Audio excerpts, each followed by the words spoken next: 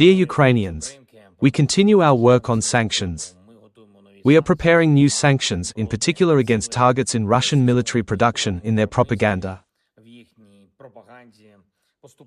Gradually, we must block contacts with the world of all Russian entities working for the war. Decrees coming soon. We are also synchronizing the 19th package of sanctions of the European Union in Ukrainian jurisdiction. And it is important that our diplomats and all representatives of Ukraine work more actively in European countries outside the EU so that they also take on common European sanctions. We very much appreciate that Switzerland, Norway and other European countries have been supporting the common European pressure to end the war over the years. The preparation of the 20th package of EU sanctions has already begun.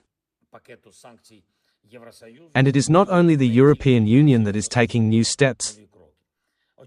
I expect a detailed intelligence report on the impact of America's decision on sanctions against Russian oil companies. And the preliminary data are very, very optimistic. The impact is significant. We are checking the details, and every scheme that Russia still uses must be blocked. And this signal in the world must be perceived correctly. Russia must end its war, otherwise Russian oil exports must end. I thank all our partners who are putting pressure in this way, effectively pressing, tangibly and in areas that are really painful for Putin's system.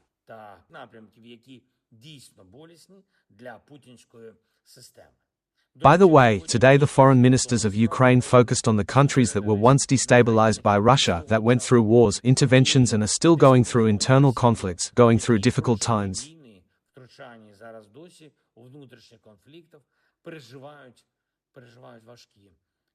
Our programs, such as Grain from Ukraine, have helped many, and we must continue an active foreign humanitarian policy, specifically in the field of food security.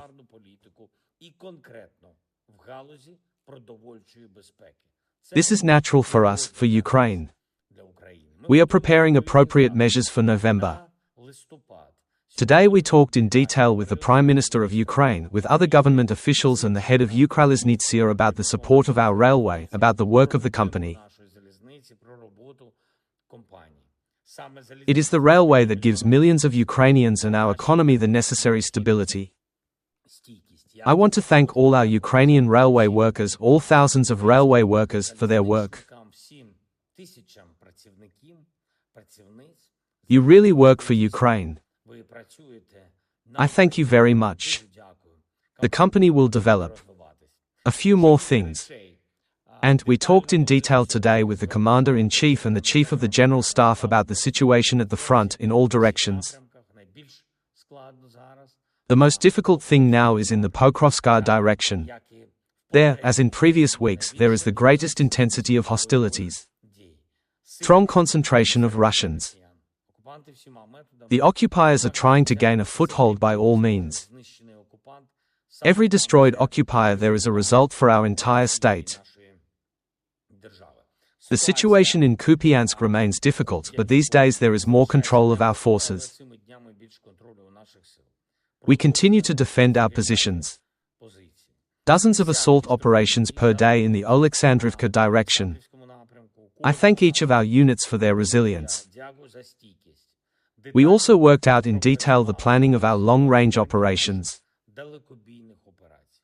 The only scenario is to force Russia to end the war. The way it is possible, the way it really works. And these are the sanctions of the world. Our long-range sanctions, our recovery from Russian strikes, coordination with our partners and, most importantly, support for our army, all components of Ukraine's defense and security forces. Because Ukraine is where Ukrainian positions are strong. Thank you to everyone who fights for Ukraine, who works for defense, for our state, for the sake of all our people. Thank you to everyone who helps us. Glory to Ukraine.